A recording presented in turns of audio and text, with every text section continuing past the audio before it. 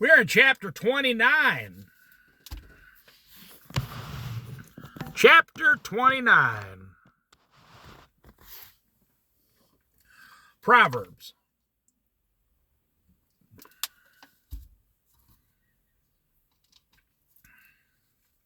Whoever remains stiff-necked after many rebukes will suddenly be destroyed without remedy. Now, that's an old term for my generation or before my generation, stiff-necked.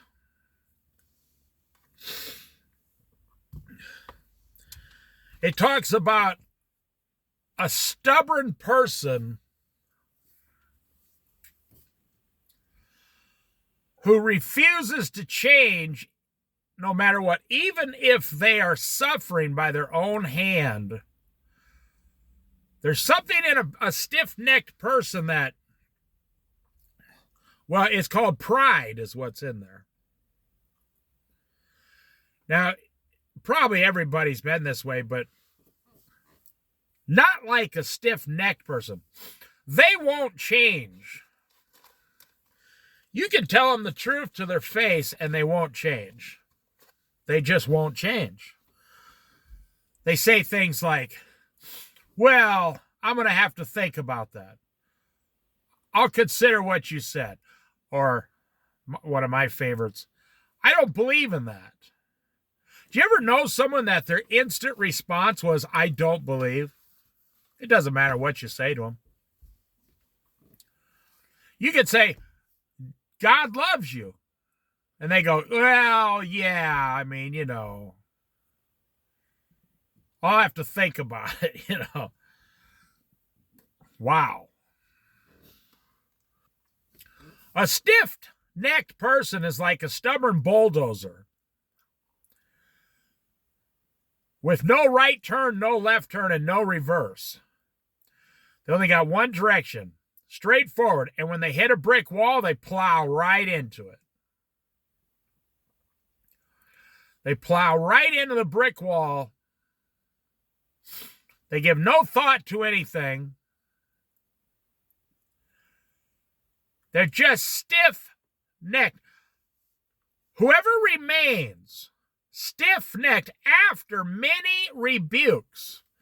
Now, that's proof in the Bible that the Lord rebukes everyone doing wrong several times. So if you ever come across a man or a woman and, they go, oh, I didn't know this was wrong. They're lying to themselves.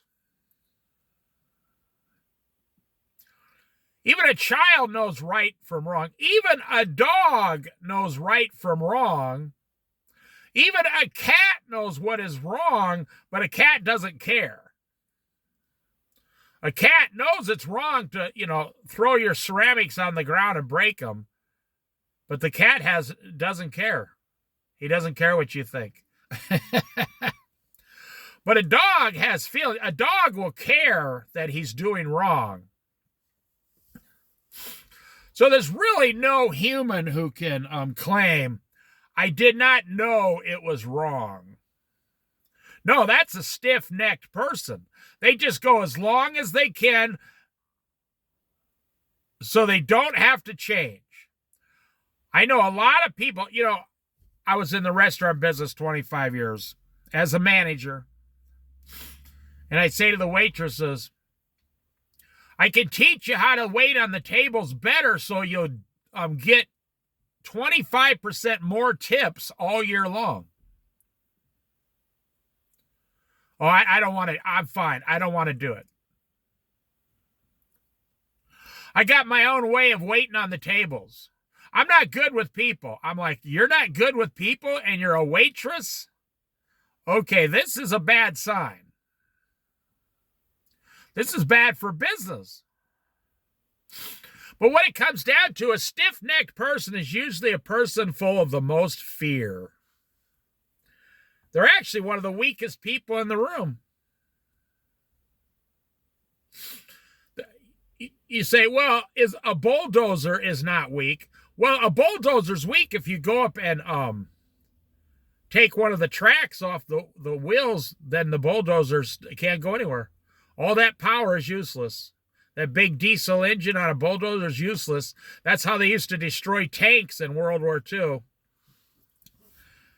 They'd blow up one of the tracks and the tank was stuck, and then they'd blow up the tank. Blow up the track, the tank can't move, then go run up and blow up the tank.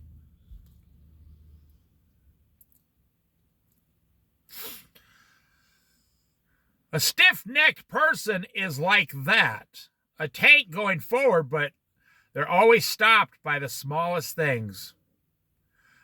They're full of fears, and a stiff-necked person is usually it doesn't sound like it. They sound like they're the toughest person in the room. No, they're usually the most emotional person in the room that'll flip out at any minute. I've had a lot of, I've been around a lot of stiff-necked people in my life, put it that way. So whoever remains stiff-necked after many rebukes, after the Lord rebukes them many times. Now, do you know it does not say non-believer? It doesn't say whoever remains a non-believer. No, it doesn't say it, because there's a lot of believers that are stiff-necked. Oh, there's a lot of pastors and ministers. Oh, they're the worst. This is how I've been preaching for 30 years, and I'm not going to change. Like I had this 58-year-old waitress. I was only 21 years old. Yeah. And I said, I can teach you how to make more money on your tables, because she brought up, we don't make enough money. I said, well, I can teach you how to get more tips. I don't need tips. I need a raise. I said, well, back then, minimum wage was $2.40 an hour plus tips. And I said, well, yeah, but your tips are 70% of your income. I can teach you how to get 30% more tips. Oh, no. She was so stubborn. So the other girls, they said, they were only like 50 years old. They said, yeah, well, forget about her. Tell us how to do it. We'll do it. So I explained to them, without getting into it. You get a new system for a table. This is the best way and all that. I just had a knack for dealing with people. And after about a month, they reported they each made like $250 more than they normally did in tips. That was a lot of money 40 years ago. So the 60-year-old, lady comes around. She says, okay, now I'm jealous. She put her stubbornness away, said, okay, I want to know, explain it to me now again. The girls won't tell me because, the way I was being stubborn. I said, no problem. I explained it to her. After about a couple months, she says, I said, so, you making more money? She says, yes, I am. She didn't want to talk about it. She wasn't even happy about it. She was stiff-necked. Well, I see it all the time, especially in the ministry. You ever start a new job and so they had someone train you and they say, well, this is what the company wants us to do, but we don't do that. We do it this other way instead.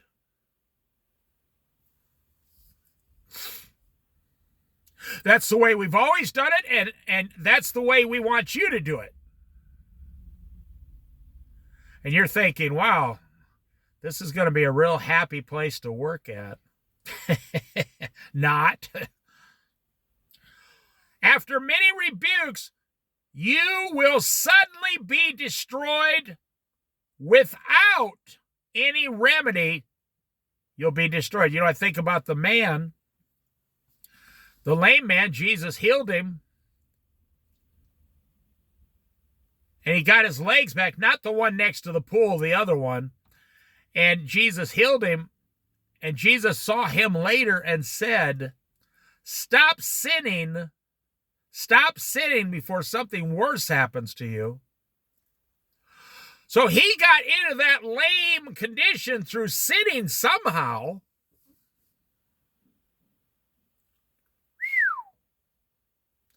So Jesus said, now that you're whole again, your legs are well and you can walk, don't sin anymore. What Jesus was really saying is, or you will be suddenly destroyed again, this time without remedy, because I won't be coming back this way to heal you. He gave the man a choice. You're healed. You're healed now. Are you going to keep sinning and then go back into it? And then you're destroyed without remedy. Yeah. I knew a man recently. I talked to him about Jesus last year about 5 times. He doesn't believe in God, spirits, nothing. It's all just the Big Bang Theory. Whatever he read in a library book, that's what he believes. He doesn't believe in the Bible. Everything about God is just made up. And I told him about it. Told him about heaven and hell. He made jokes about it. He was like 60. He was over 65 years old. Now listen very carefully to what I'm telling you. The Lord had decided that he has received all his rebukes and warnings now. Boom. 6 weeks later, he was dead. Without remedy, he died. He got a pain in his chest. He went to the doctor. They said, you'll probably be dead in 3 weeks.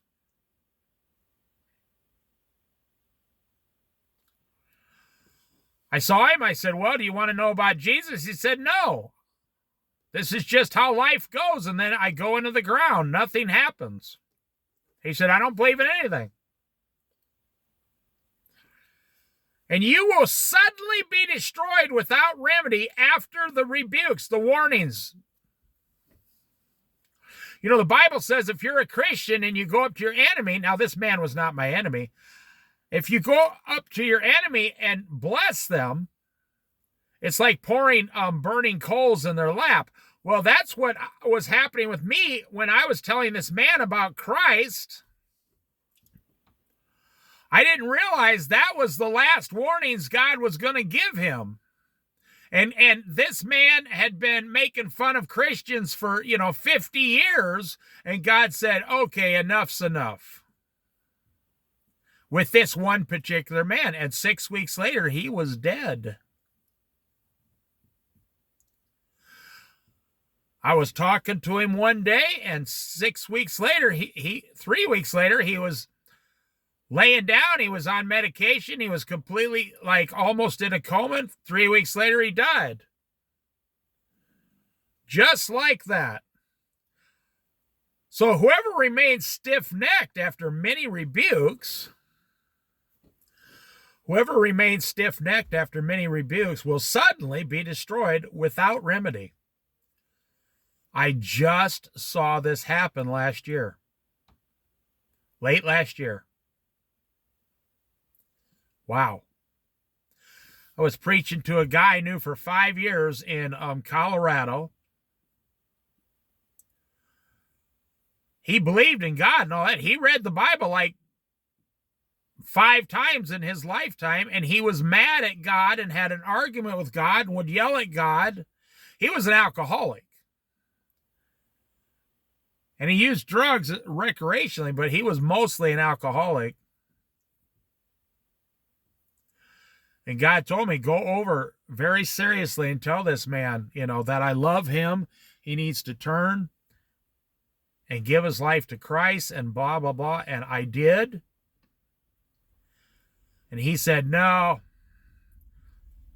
He said, I'm mad at God. 4 weeks later, he was in a coma.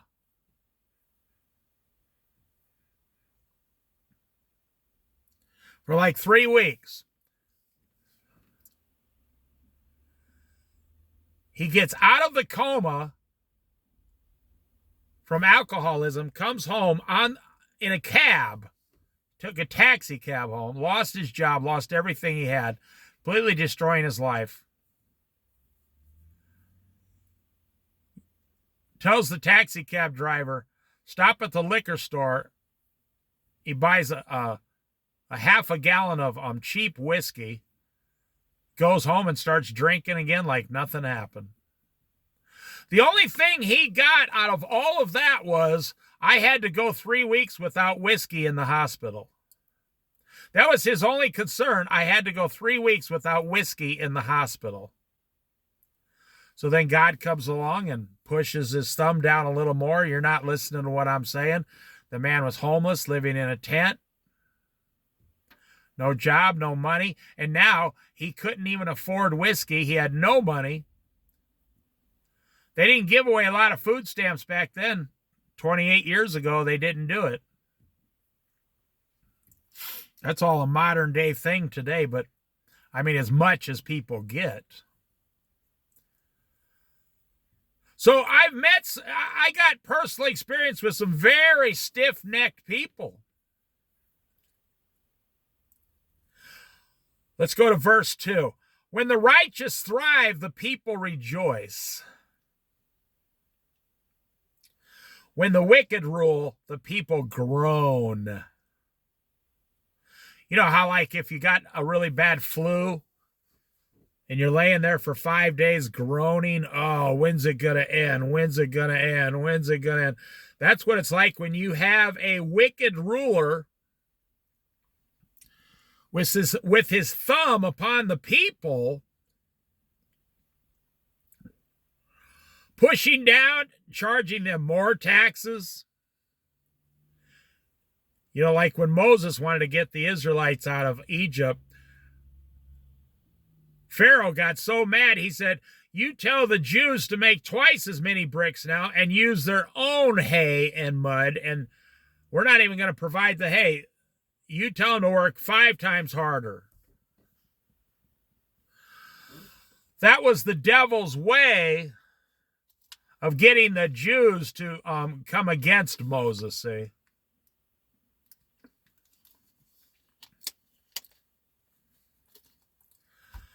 But when the righteous thrive, the righteous, the believers, the church people that believe in Jesus, we are generous.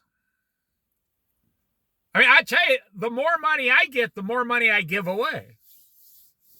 The better I'm doing, the more cheerful I am, the more I give to the people around me. Now, imagine millions and millions and millions of Christians in America the same way. That's why our country's so great. When the Christians, the righteous, thrive, and everybody's prospering from the king, or in this case, the president, all the way down. Did you hear the people groaning during Joe Biden's inflation? And the only thing Joe Biden said was, it's not my fault, the corporations are doing it. And everybody told him, no, it's because you're borrowing too much money and you're screwing up the inflationary and the housing market and the job market and the interest rates. He said, no, that's not how it works. It's all the big bad corporations. And about 40% of the country believes it, believes what he said. But that's not true. But even though 40% of the people believed Joe Biden, 80% of the people were groaning about inflation for 2.5 years.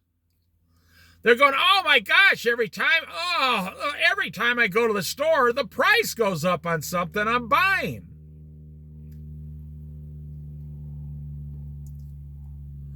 So, when the righteous thrive, the people rejoice. That's called prosperity, my friend. When the wicked, or just the ignorant or the stupid people that don't know how to rule, the people groan. One thing Joe Biden couldn't understand, and his administration, that if you're in business and you're running a restaurant and you're making $100,000 a year profit, but somehow the bank says to you, we want to let you borrow $1 million a year and you can just pay us back anytime you want. At one day, my restaurant business would go out of business. I would owe like $17 million and I would only be making $100,000 a year profits.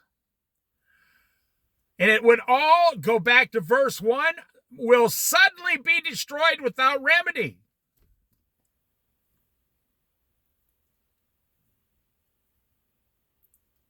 The only way to make it stronger is if you're making $100,000 a year and the employees say, you got 30 employees, okay, we all want a 50-cent per hour raise.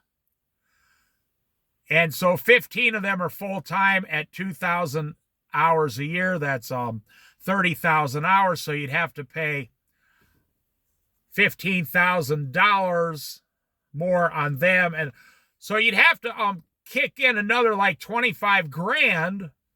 So then what you do is you go to the menu and you raise the prices of all your products about 30 cents each. And over a year, you make 25 more grand. So all the employees got their raises and you're still making $100,000 a year profit. That's how government's supposed to work. But if the employee said, I want more money, and I said, okay, I'll go to the bank and just borrow the money for you, pretty soon, I'm out of business. Well, that's what's happening with the federal government now. We owe $36 trillion. $36 trillion. Soon it'll be $40 trillion. Maybe not. Donald Trump's cutting back right now. We'll see what happens. And I say again, I like Joe Biden and I like Donald Trump. I like everybody. I don't look at politics. I'm just stating the numbers of what the Bible's saying here. When the righteous thrive, the people rejoice. How do righteous people thrive? Spiritually, mentally, physically, and financially.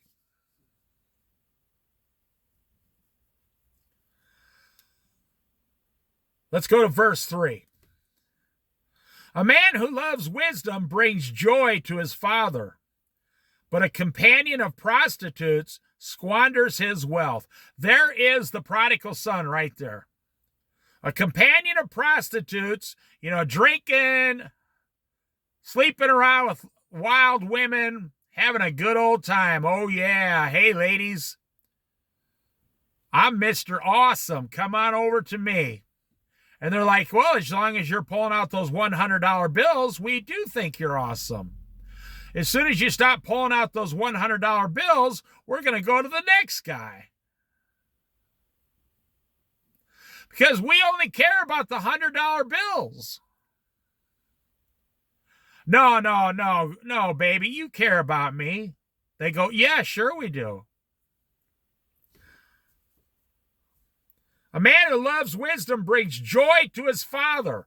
Wisdom would tell you, well, common sense would tell anybody, hey, Bob, don't sleep with prostitutes. And then a fool would say, why not? There's nothing wrong with it. Why not? It's an oldest profession on earth. Why not? Well, the man who says why not is going to go back up to verse number 1. Will suddenly be destroyed without remedy.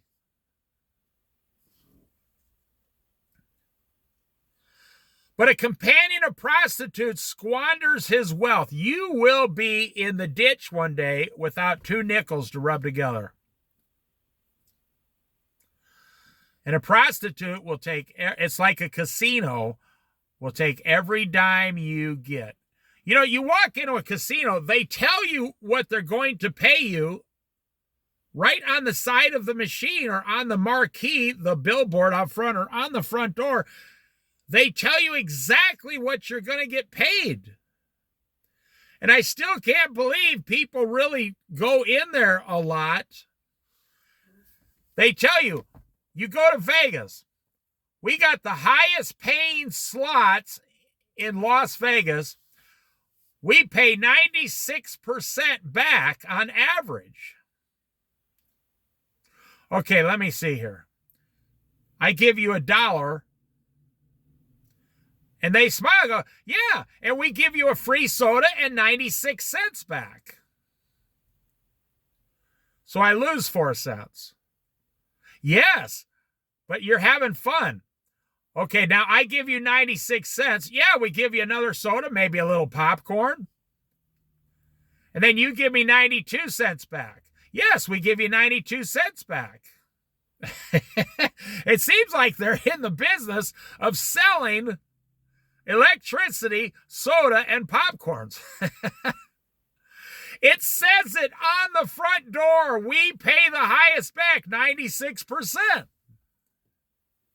Could you imagine going to Wall Street? They go, for every dollar you give us, we guarantee to give you back 96% of your own money. You go, what? Wait a minute. So if I invest $100,000 into the stock market, in 5 years, you'll give me back $96,000? Yes. But we will offer you a coffee and some coffee cake here in the office.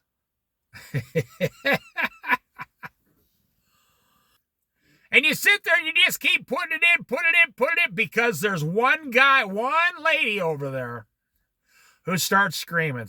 Oh my gosh, I won $700. I won. And everybody else is like, keep playing. I'm going to win $700. So the average casino takes in about 5%, and then they have restaurants and dancing and karaoke and, drinks, a lot of drinks, making a lot of money on those drinks. And then they'll take in like $17 million, and they get 4% of that.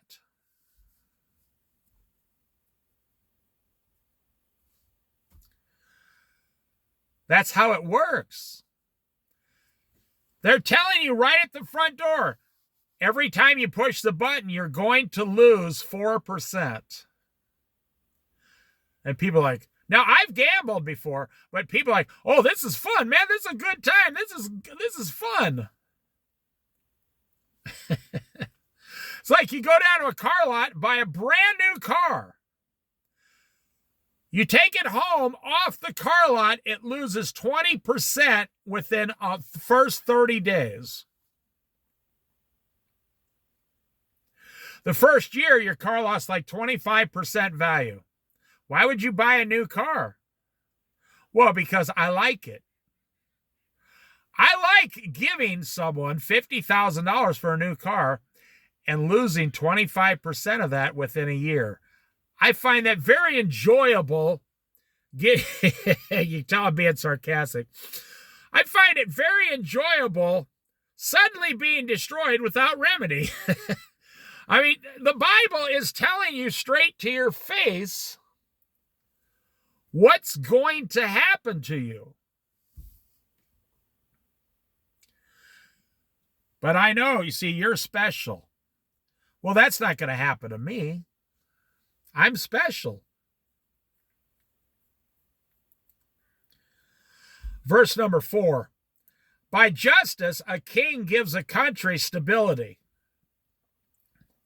But those who are greedy for bribes tears it down.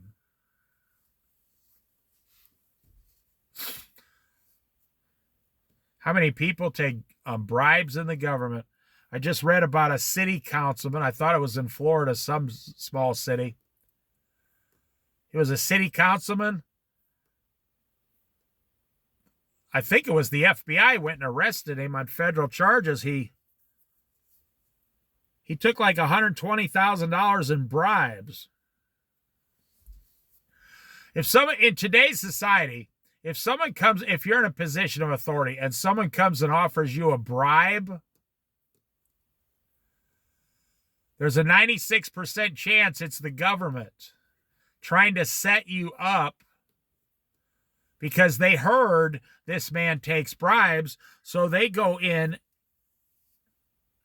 meet you in a motel room with all these cameras and recording devices, and they even got a two-way mirror. They're in the other room listening, and they're like, okay, if you pass such and such, we'll give you $25,000.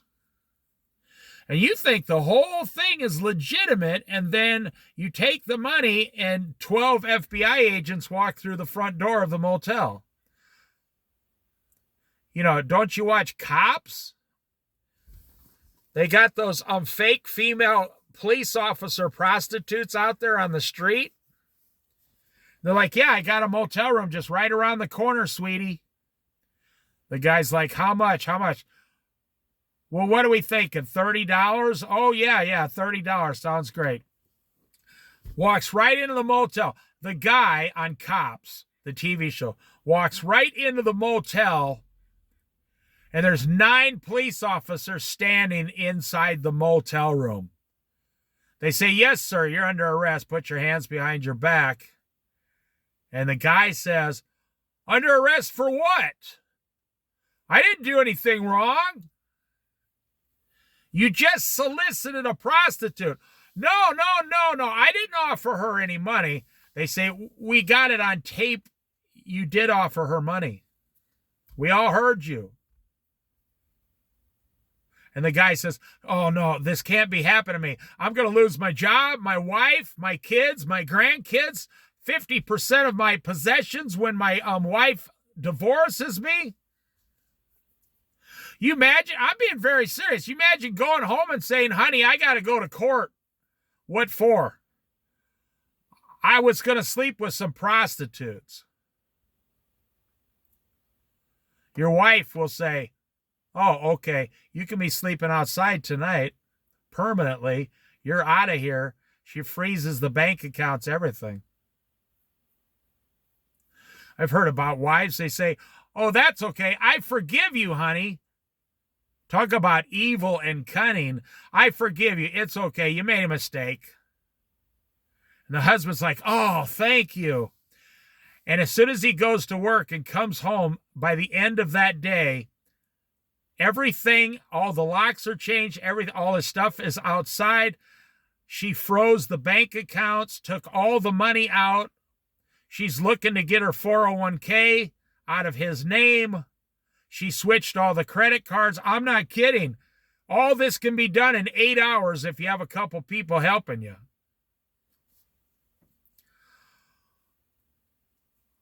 So a companion of prostitutes squanders his wealth. By justice, a king gives a country stability, but those who are greedy for bribes tears it down. Those who flatter their neighbors are spreading nets for their feet. You ever wonder about that? People tell you how great you are. Why does that work? Why does it work when people tell you how great you are? Why do you believe them? Because you want to be thought of as great. You know, there's a Bible verse that says, in the last days, people will surround themselves with teachers and other people saying the things that you want to hear. And nothing says that more than YouTube, Twitter, Instagram, X, whatever. I don't know what they all are anymore. You're surrounding yourself with a group of people that just do only what you do, agree with only what you agree with, and talk about the subjects that only you want to talk about. And then every time you talk about it, they only give you compliments. I would rather be surrounded by a bunch of wealthy people who tell me all the things I'm doing wrong. Because then you're going to learn something and become wealthy. But if you're surrounded by a group of people that only tell you everything you do is awesome. Oh, you're awesome. You're so awesome. Oh, I love the way you worked on your truck there. That was awesome. Oh, I love your ATV. That's awesome. Oh, I love the way you made that walking stick. That's awesome. Are you one of those people online that just go around and tell everybody some nice, awesome thing they're doing? Like you got 100 channels you comment on every day, and you just tell them all the awesome things about their video. And you think you're doing good. So what does it say here? Those who flatter their neighbors are spreading nets for their feet. You're actually setting a trap for them and yourself. And you might not know it. You might actually be doing it thinking you're doing good, but the Bible disagrees with you. The Bible disagrees with you right here. You're spreading a net for their feet. And then you go back to verse 1, you will suddenly be destroyed without remedy. It's not good to get in the habit, and that's what I'm saying. It's not good to tell people all the great things they're always doing. You're harming them. And we've become a soundbite society where,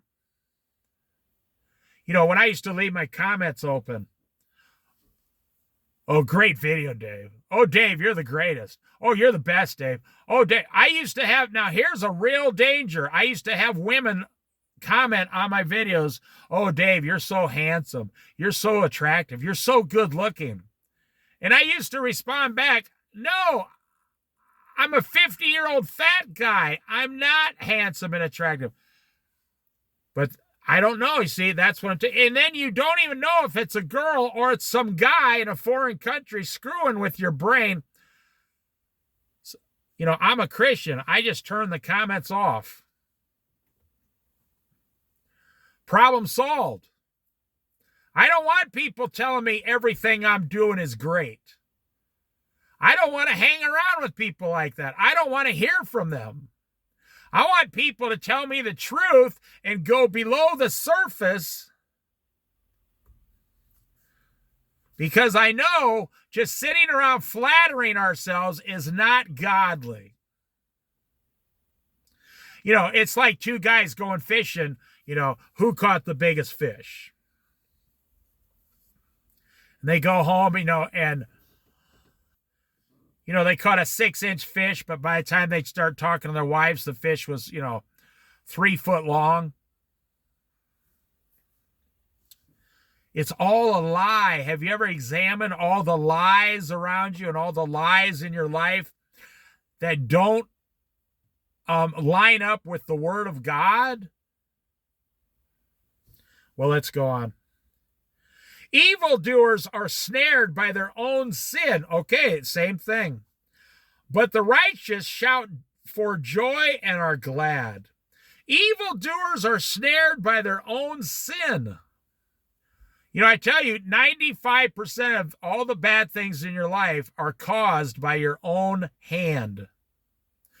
You're the one that caused them. Somehow, you caused the bad things to happen to you or happening to you. God's not doing it to you. Most people, their first response is, God must be mad at me because he's punishing me. I lost some money on that investment. God must be mad at me. No. You invested into the wrong thing.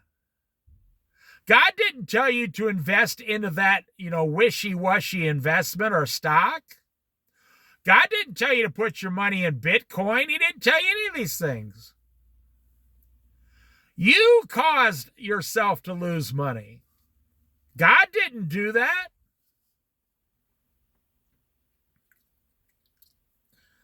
The righteous care about justice for the poor, but the wicked have no such concern. There's a lot of wicked rich people.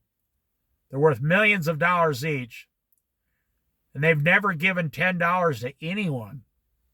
Now, I know a lot of rich people who they give away their interest every year. Like they might say they got 10 million people, $10 million in the bank. Well, more realistically, $5 million in the bank. And they're getting 4% interest. So they're making $200,000 a year, and they give 100% of it away. They give away $200,000 a year to charity, all the interest, and they still work and make money, and they live off their money, but they give away $200,000 a year to charity.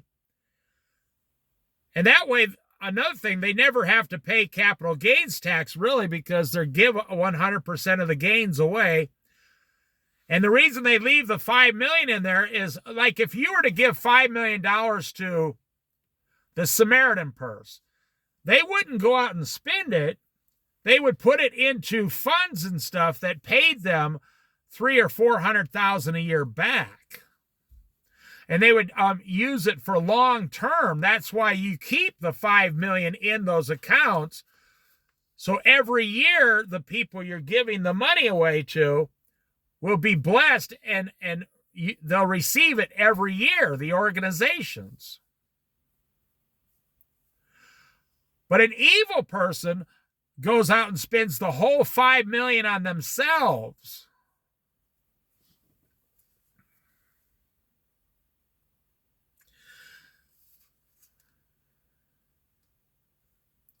The righteous care about justice for the poor, but the wicked have no such concern.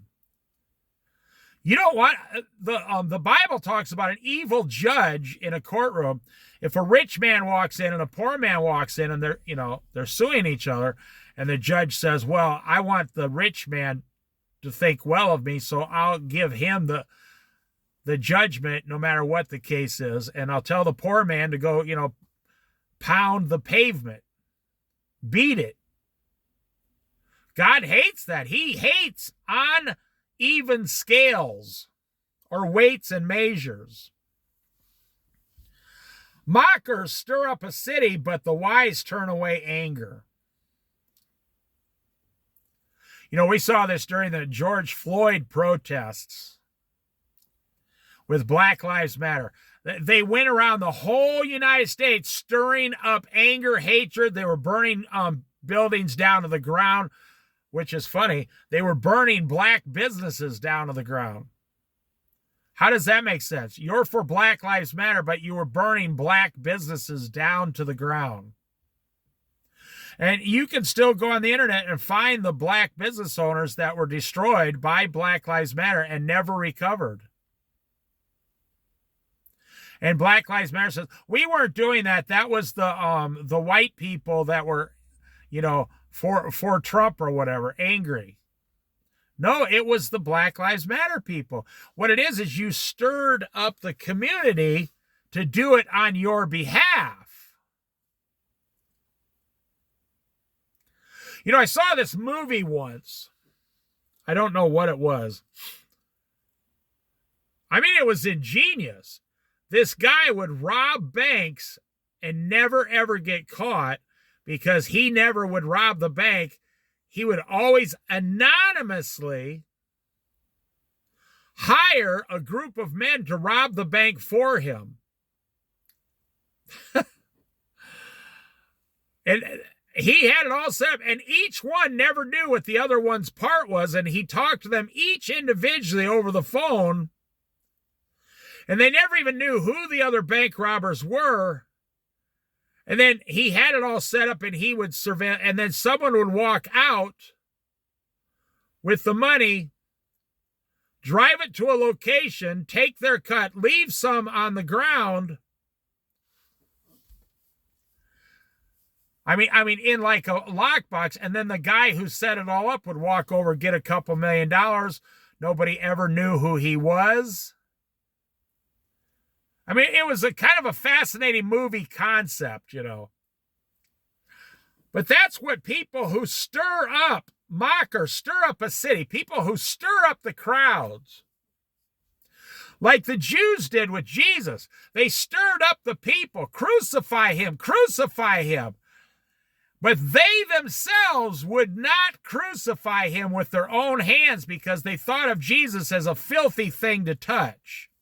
Almost like a dead animal, and they didn't want to, if you touch a dead animal, you can't go to Passover then, the Passover feast. So they didn't want to touch Jesus, the filthy Jesus, because they wanted to go to the Passover. How ironic. And Jesus was dying for their filthiness, and he was perfect.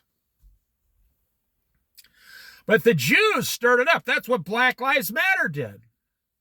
Now, I know many of you disagree with me, but they went all over the country, and then the woman moved to California, bought 10 $2 million houses, gave them to all of her family members, and just gave them each a job in the Black Lives Matter community. And now today, they're almost broke. Over one man dying by the hands of the police. And it was horrible what those particular policemen did to him, yes.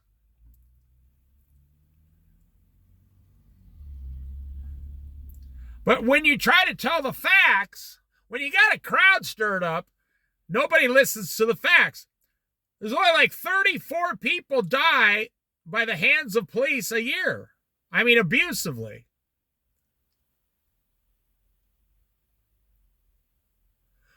But nobody wants to talk about that. But the wise turn away anger. But when you have a crowd that's completely whacked out, they can't hear a word you're saying.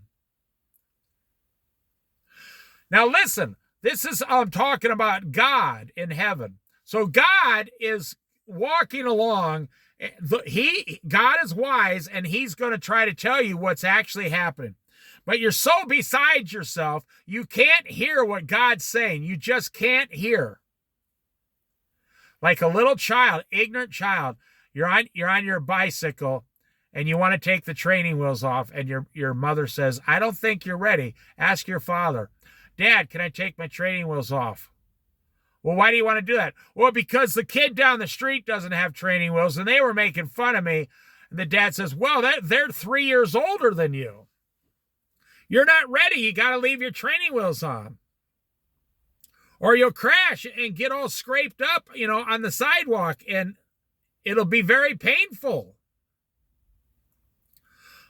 "No, Dad, I'm ready. I'm ready. I'm ready, Dad. I'm ready." You whine so much, like 6 weeks later, the dad takes the training wheels off just to teach you a lesson. And you come down the hill without those training wheels and crash into a tree, your bike's broke, and you got blood coming out of your knee, and you're screaming for your mommy. Because you were so stirred up about one thing, you couldn't hear your father telling you you weren't ready.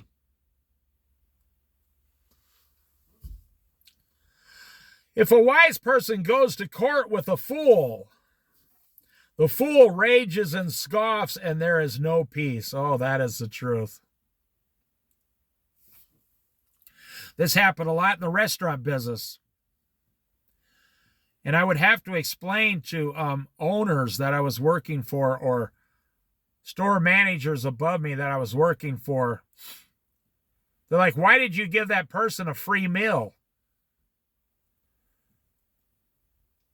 I said, "Because they're going to come back, 10 more times this year.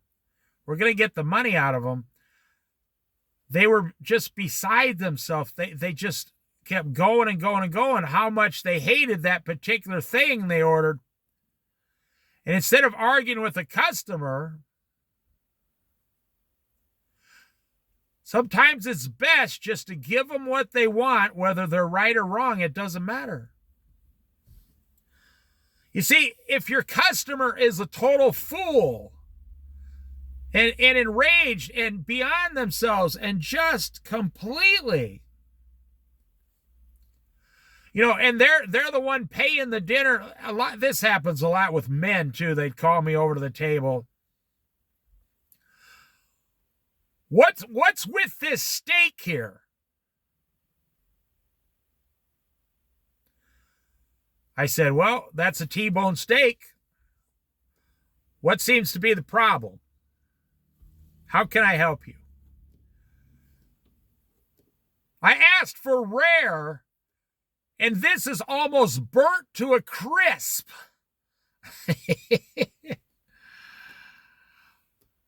Well, they asked for rare, and it just was medium rare. I said, well, actually, it's about medium rare, but you just want it really rare. Yeah. Oh, I've dealt with these old rich guys. I want you to slap that cow's butt on that grill for 2 minutes on each side and put it on a plate and give it to me. I said, your steak will be raw, sir. They said, don't tell me how to eat my steak. I could buy this restaurant tomorrow and fire you. I said, okay, I'll take it back. And I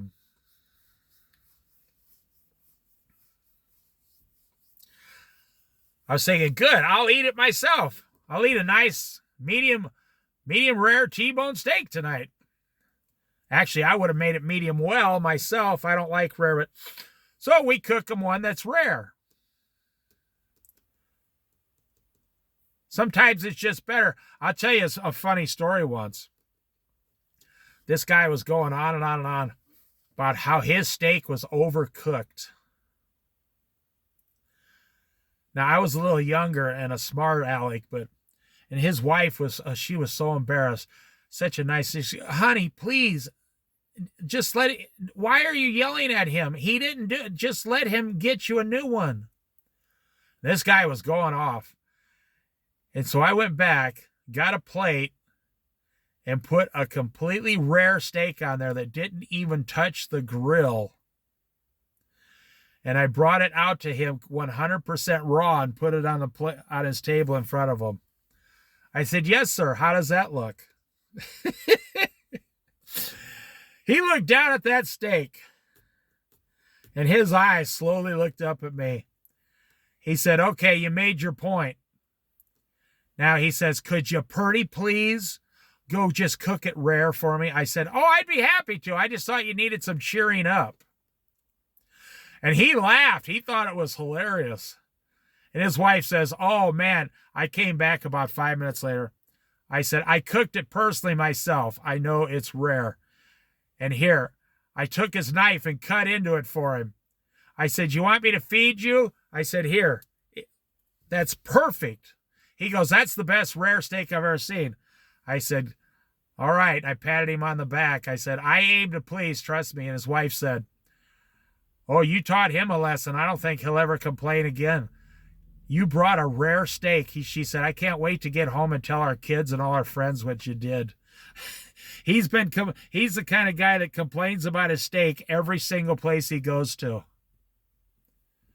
I said, no problem. I said, I love guys like this. That guy became a regular customer all the time. He'd say, you know what I want, Dave? And it better not come out raw. And that was an ongoing joke at this restaurant. If a wise person goes to court with a fool, then that means you're the fool. If you're a wise person and you let a fool drag you into court, then you are a fool. A bigger fool. The fool rages and scoffs. That's how a judge can tell who's guilty and who's not.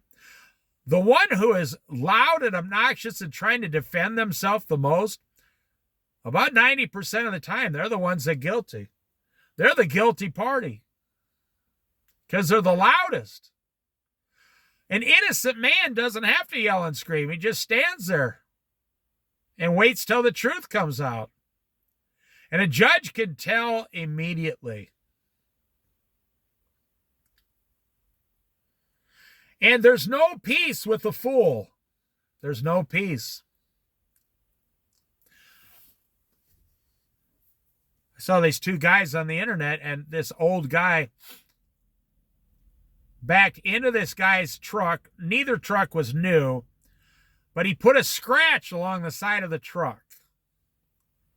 And he gets out, and someone was filming, and the younger guy goes, yes, sir, you put a scratch along the side of my truck. And the older rich guy, who was actually in an almost new, like $80,000 truck, he goes, yeah, I did. I'm sorry about that. And the young guy was going to say, how about if we do the insurance? And the old guy pulls out two $100 bills and says, how about $200? You think you can touch your scratch up for $200 and we'll just get out of here? And the young guy goes, yeah, that's going to more than cover it. Okay. End of problem. And they just went their separate ways. Sometimes it's better to just pay than to go through. And then what do you do if you go to court? And the judge says, we're running behind today. We're going to delay this for 6 weeks. You got to come back in 6 weeks. Oh, my goodness gracious.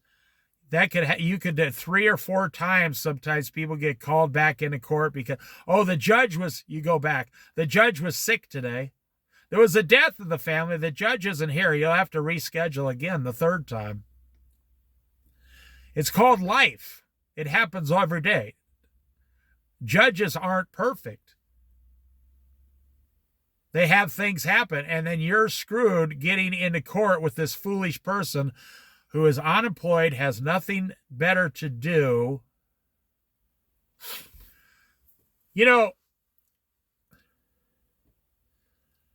That's like at a dollar store or a Dollar Tree where everything was $1.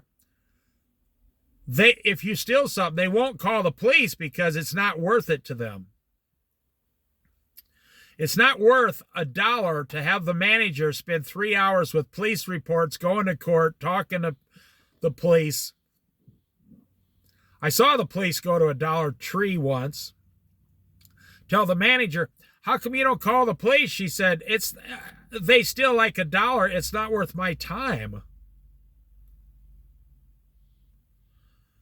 The company actually instructs you not, if it's a couple dollars, don't call the police, because the manager, making $60,000 a year is more valuable than a $1 item going out the door. And that's what this verse points to. If you're a wise person, don't go to court with a fool.